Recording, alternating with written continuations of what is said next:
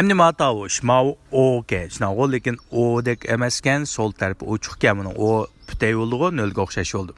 Mani İngiliz tilda, yani Amerik İngiliz tilda o dep anmaysizlar, a dep anmaysizlar, ikkisining o'ttirisida olasizlar. Xuddi bu tavushni olgan chaqda o a o'zgarib ketayotgandek tavushni degan chaqda. Ishda chiqadi. A qarsanglar bir qarmoq a, bir qarmoq o, ha. Lekin ikkilis emas, ya'ni otma emas, eshak emas, xechi. Ikkisining o'tirisida. A, ha, ya'ni kanalning ostidan chiqarsizlar, a, ha. A emas, o emas, a. Masalan, qonun degani law. Qiz degani qizimdek qizni daughter, ha? Daughter. Anaki masalan ko'rgan degani saw.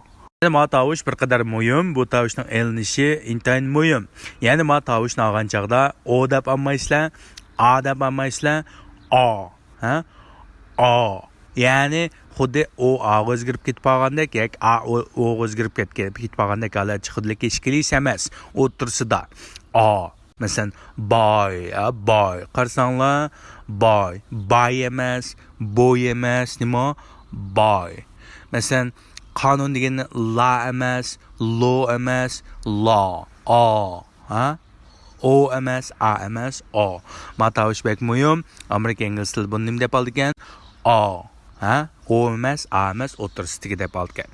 Endi ma u ingliz talaffuzda buni o deb oladi, ha? Masalan, daughter, law, so deb oldi.